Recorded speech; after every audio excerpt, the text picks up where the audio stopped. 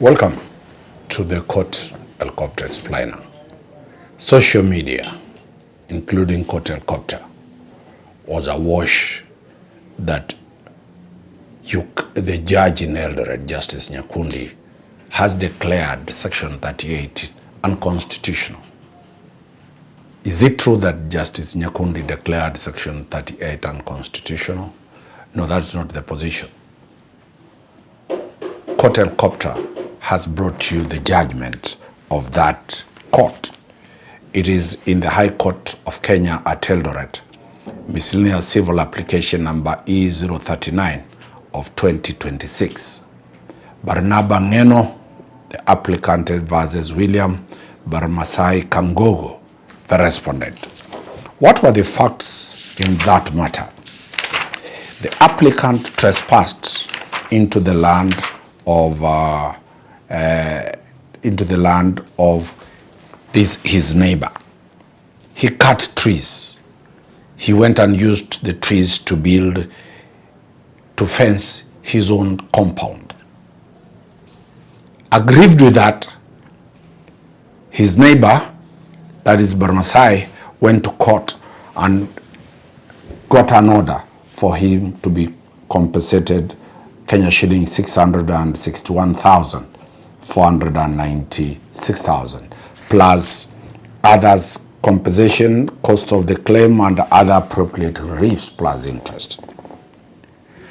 Aggrieved, failure to which, if he does not pay, he'll be taken to civil jail. He did not pay because he was poor. He didn't have money.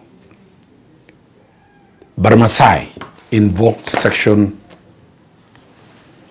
38 of the Civil Procedure Act, where it is said that if you fail to pay a debt, there are provisions on how one is supposed to be dealt with. That is, Section 38 provides that if one fails to pay a debt, the court can attach his salary. Did this man have any salary? No. 2, the property to be delivered, he didn't have any property to be delivered. 3, attachment of debts, there was nothing to be attached. Appointment of a receiver, there was no property to be received. And D, by arrest and detention to prison of any means. So the court found out that this person had not paid the debt, and therefore he sentenced him to a civil jail. What is a civil jail? A civil jail is when it is not the government through the police, it is not the government through EACC, it is not the government through KWS, it is not the government through the immigration department that has arrested you and charged you and taken you to prison. This is where you have a debt of somebody.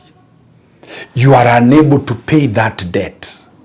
That person goes to court and says you can commit this person to civil jail.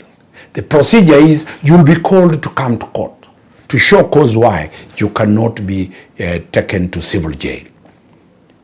After you come and you fail to explain why, because you can come and say you have already paid, if you fail to prove, then the court will commit you to civil jail.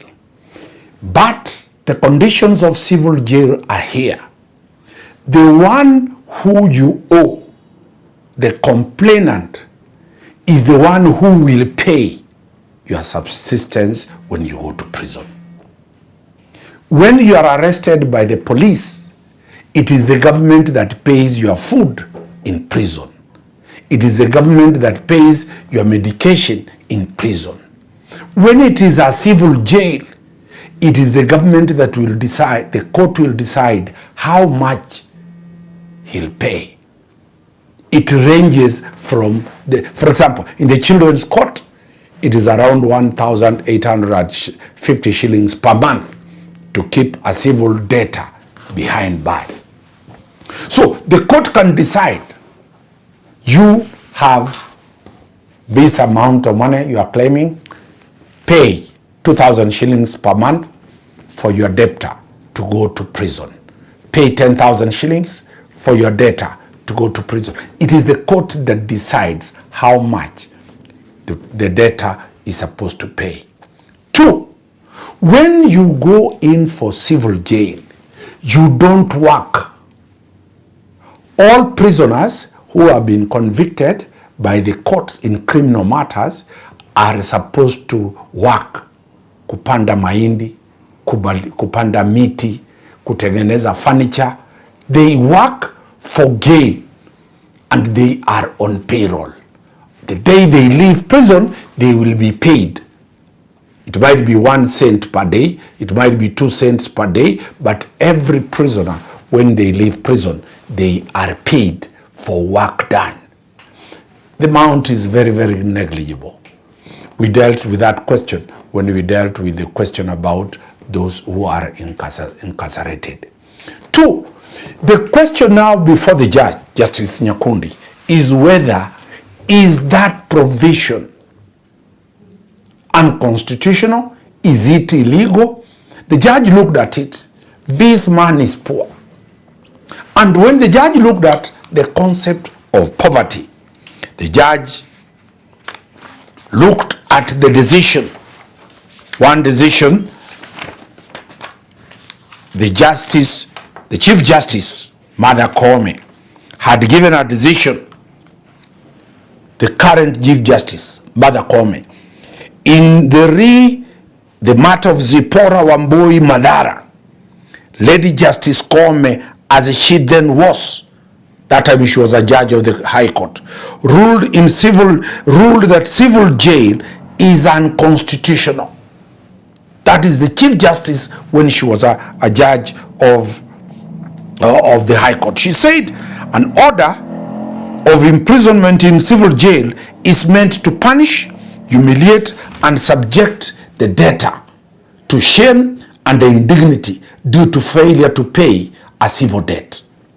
That goes against the International Convention on Civil and Political Rights that guarantees parties basic freedoms of movement and of pursuing economic, social, and cultural development. So Justice, that time she was judge of the High Court, she declared jailing a poor person is unconstitutional.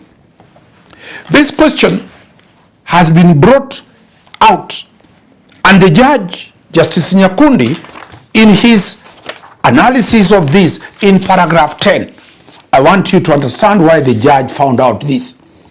I have always had the view that committal to civil jail of a judgment debtor is not a mechanism for debt recovery, but a punitive measure for contumacious evasion of debt despite having the means to pay.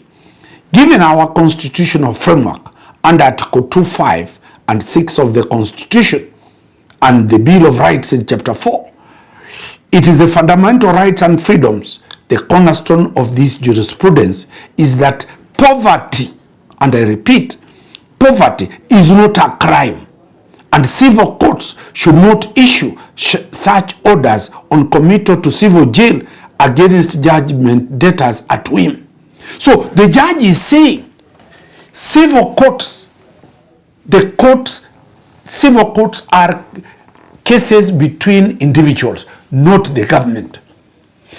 Debt, if somebody has failed to pay, can you imagine if Tuju was jailed for 6 months for failure to pay? If you are a poor person and you are condemned to serve 6 months, what will be the reason? The judge went ahead and found out that if this is allowed, in paragraph 16, the judge says, the nature and circumstances of the inquiry also demand that the debtor be given an opportunity, may be by way of an affidavit of means, as to whether he or she has the resources comprising or movable or removable assets or cash receivables to satisfy the decree of the court. Why is this important? And this is where this story is. Why is this important? In capital letters, it is to avoid the system being used to infringe the fundamental rights and freedoms, usually of those who are poor. Level of legal literacy is at its lowest ebb, or to avoid by decree holders to weaponize their debtors by seeking leave of the court to punish them.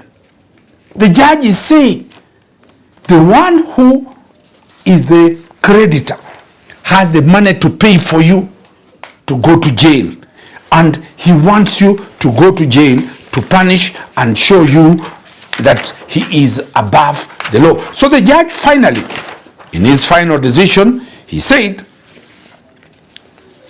the correct interpretation of Section 8 means that the simple default to discharge is not enough. There must be some element of bad faith beyond mere indifference to pay, some deliberate or recusant disposition in the past, or alternatively, current means to pay the decree or a substantial part of it. You might have had money last year. Corona came in. You can't pay. Will you go to prison? You are having enough money to pay for your rent. Your children died, and you paid all the hospital bills to hospital. Will you go to serve in jail? You fell sick because of COVID, or you fell sick somewhere. You got an accident, and you have been committed to a hospital for six months. You come out, you have not paid a debt. The circumstances must be very clear that you have the ability to pay, but you have refused to pay. That is the law. So let nobody say that you cannot pay. If you are rich, you will pay. The judge was very clear. You must demonstrate poverty. You must demonstrate inability to pay. Don't think that you take the money and you refuse to pay. You must show that you are unable to pay.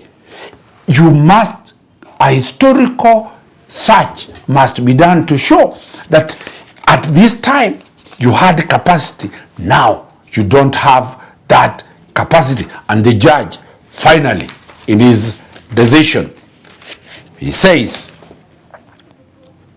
it is too obvious to need to elaboration that to cast a person in prison because of his poverty and consequent inability to meet his contractual liability is appalling. To be poor in this land of our country is no crime, and to recover debts by procedures or putting one in prison is too flagrantly violative. There is proof of minimal fairness of his willful failure to pay in spite of his sufficient means and absence of more terribly pressing claims. Therefore, the judge is saying only the poor are going to escape out of this. You must be analyzed, you must be evaluated to prove that you are poor. You can imagine what will happen if everybody just mentions, me, I'm poor, I'm unable to pay. Will anybody loan you money? Will banks loan you money? So the question under Section 38 is that there must be a deliberate attempt not to pay. If you have resources, if you have money, we've seen people borrow money and they register the properties in their children. Then they say, me have nothing to pay. It is now clear. It must be investigated, and if you are found that you are poor, and you are poor, then you will not go to civil jail. What are the lessons from this? Is that try to pay your debts. But if circumstances change, and you become very poor, and you have tried to come out of that poverty, but you have failed, then the courts cannot commit you to civil jail, as the case of Barmasai has told us that Barnaba Ngeno was not fit to be taken to civil jail because he was a poor man. Don't condemn poverty, and this country, the Constitution, does not make poverty an offense. And that's what the judge said. Only offenders go to prison. Being poor is not an offense known under the penal code, which we have dealt with. It is not an offense known under the Constitution. Therefore, poverty cannot be a reason for one to go to prison. This decision of declaring that poverty cannot take you to prison, can it apply for people already in civil jail? The Kenyan law and international law is that law is prospective. It starts taking effect from the day the judge has declared a section of the law unconstitutional. So if you were jailed before that time, for example, people were jailed before this law came into place, they will have to serve theirs because the law then was a lawful law. So nobody is going to come to prison if this is there. Mark my words, the law does not apply backwards. The law applies forward. So enjoy yourself, keep watching, and enjoy your weekend. See you next week on Monday when we shall continue bringing you court helicopter explainers. And if you like us, join us. If you see that we are adding value, subscribe to our network. Asante sana. Wakili Danstan Omari.